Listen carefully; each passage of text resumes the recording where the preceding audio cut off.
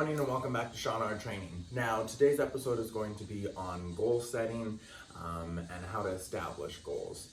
The following episode to this week is going to be activity where I'm going to show you guys how to do an entire at-home workout, how to create them, and the thought process that goes behind creating your reps, your sets, your rest, your frequency. Basically giving you guys the fit principles that I would suggest to make your home workouts as good as they can be. With that being said, we're going to go to our goals and we're going to talk about that for a good chunk of time today. Now, the first thing that I want to go over with goals is goals have two different foundations. The first foundation that you're going to get is going to be an intrinsic goal, which is a goal that you internally want to achieve because it benefits you and your greater good. There's also another goal which a lot of people are good at, which is called extrinsic goals. So that's a goal that you're doing because someone else motivates you to do it, or because someone else has suggested that that's the goal that you do. So for example, a friend going to the gym says, hey, you know what? Like, you should come to the gym with me because then we can have a good goal together. That's not a goal that you had planned for yourself, but it's an extrinsic goal that will help someone else help you. So intrinsic versus extrinsic, make sure you understand the goal that you're establishing is either for yourself because of yourself or for yourself because of somebody else. So make sure it's an intrinsic versus extrinsic. The next thing about a goal is whether it's going to be a short-term goal or a long-term goal. I work with 3-month goals, 6-month goals, and then a full calendar year 12-month goal process. I do have a 5-year business plan, which has its own goals in it, but it's more of a business plan than an actual goal. It's still a goal, regardless, but a 5-year goal is a long-term goal. So, anywho, short-term goals. Short-term goals in 3-month lengths are basically the most attainable, most realistic goals that you can run into. Within 3 months, you are actively going to work on this area or this area of your life, of your mental health, of, you know what, I'm starting a new routine for 3 months where I wake up at 6:30 in the morning. It depends on what it is, but a short-term goal should be very attainable, very realistic. Then you move into longer-term goals like a 6-month, let's call it a weight loss journey. You're going to be losing 1 to 2 pounds per week. So for you to have an unrealistic goal of 20 or 40 pounds in 3 months doesn't make sense. So let's stretch that out to a 6-month goal. Hope that you lose 2 pounds per week. And now we have a very realistic goal within our time limits for weight to lose per week. So short term versus long term.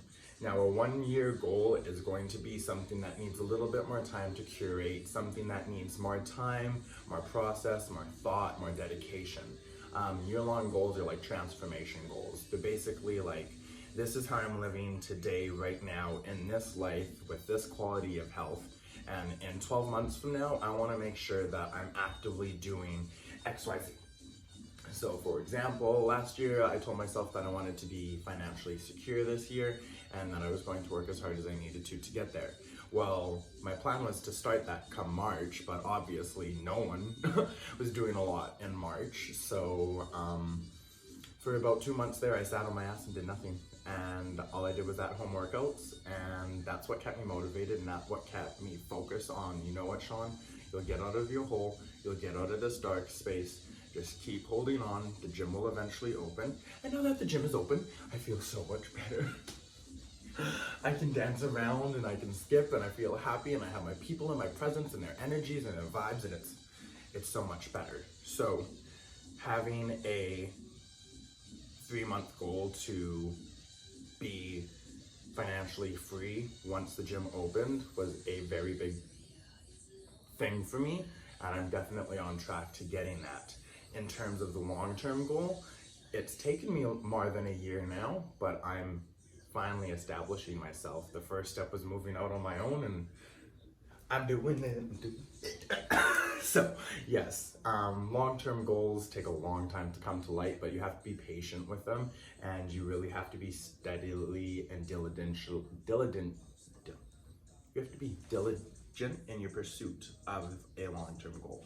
That's what I meant to say. Okay, so the next thing about goals is when I was in school at NATE with the best instructors ever, yes, that was a little bit of ass kissing, they taught me all about SMART goals and how SMART goals are the best way to help you get there. So SMART is basically an acronym. So SMART is specific, M is measurable, A is attainable, R is reachable, and T is time specific.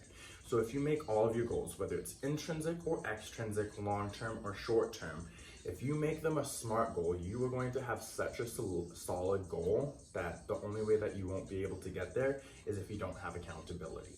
So making a SMART goal, you have to be specific. So we're gonna build a goal kind of together.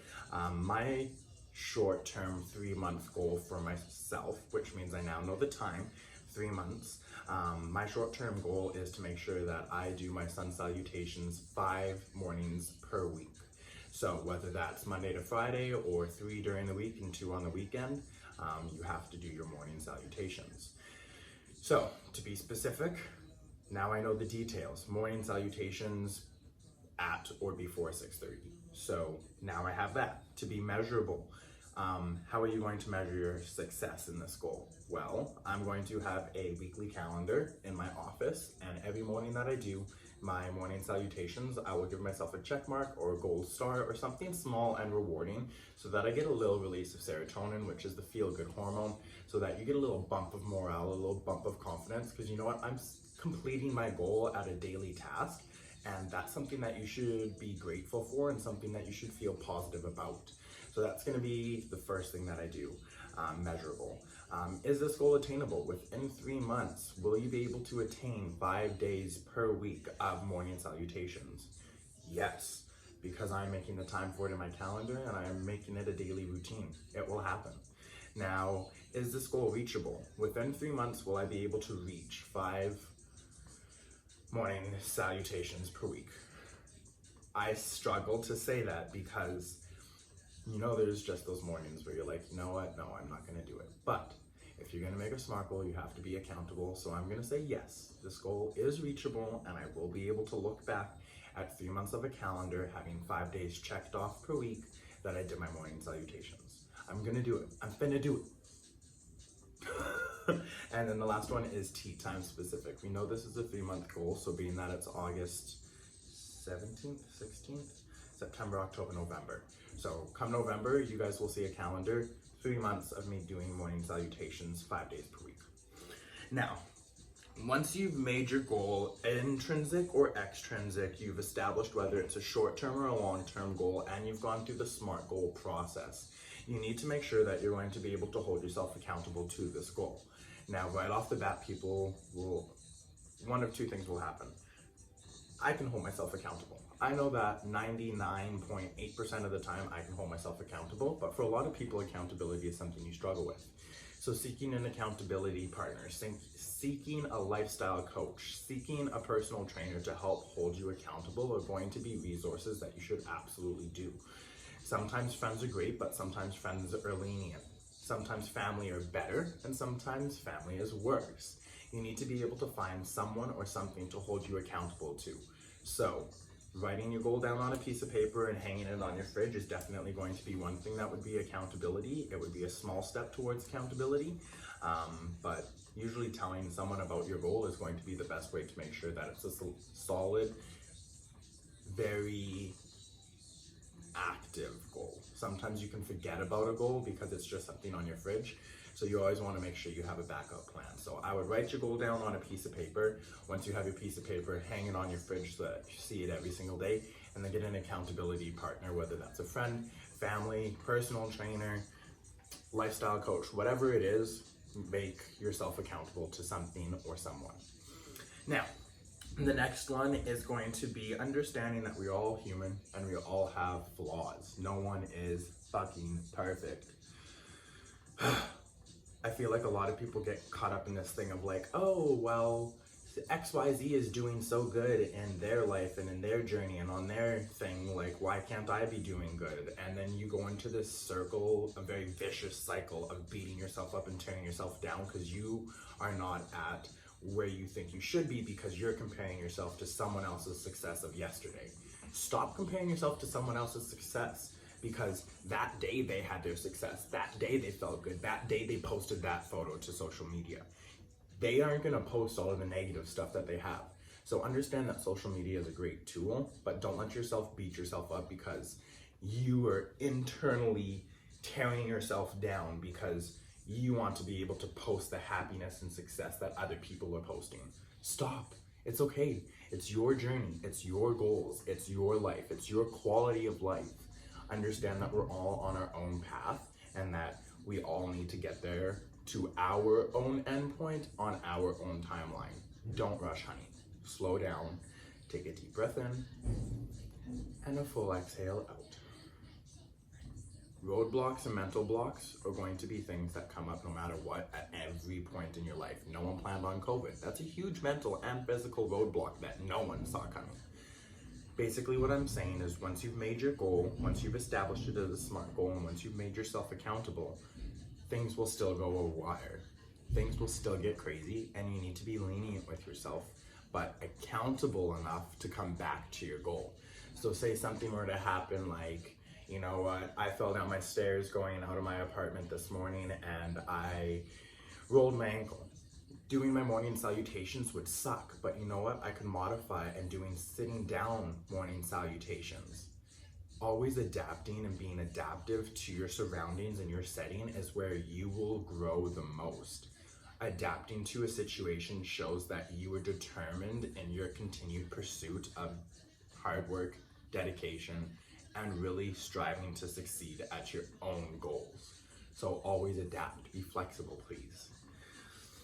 Now that we've basically covered the topic of goals, I hope that you guys can take a moment to establish a goal for yourself, whether it's something small like I did for my morning salutations 5 mornings a week, or whether it's a lifestyle goal of, you know what, I want to lose 10 pounds in 3 months and I'm going to hold myself accountable to 1 pound per week and I'm going to start a food journal. That's how you would be accountable in that setting with that goal. So if you feel like you need a session or a consultation to really help establish what your goals are and set a plan to help you succeed, I'm here, bitch. There's no other way for me to say it. A lot of people are continuously saying, I wish I had someone to make goals with. I wish I had someone to hold me accountable. I wish I had someone that would really make me work as hard as I know I can. That's what a personal trainer is. So like, hello, nice to meet you, Shawnrtraining at your services. So yes, find someone to hold you accountable, establish a goal for yourself, and do it now. You just watched a video on how to create a goal. So create a small goal. Maybe it's even, you know what, I'm only gonna watch one of Sean's videos at a time because it wastes too much time. That's totally a good goal. Do whatever works best for you. Now that's going to be the episode for today on goals, making sure that it's an intrinsic or extrinsic, short-term or long-term, SMART goal, accountability, understanding that we're all human and we'll still probably fuck up once or twice throughout this goal, and then really just making sure that you guys are being full of self-love. Make sure that that goal is full of self-love. I wanted to talk about what the at-home workout's going to be. So this at-home workout is going to be probably about a 15-minute workout / video. We're going to be doing 3 different warm-up exercises and 3 different cool-down stretches. I'm going to be giving you guys the FIT principles, so the frequency, the intensity, the time, and the type. Basically, that is how I program for most of my clients, whether they're at-home sessions or gym sessions. Understanding where your heart rate needs to be and how hard you need to push yourself are definitely things that you're going to want to know. So with that being said, stay tuned this week for the at-home workout, and thank you very much for watching today's episode on goal setting and the quality of your life. With that being said, thank you very much, guys. Much love, and I will catch you next week.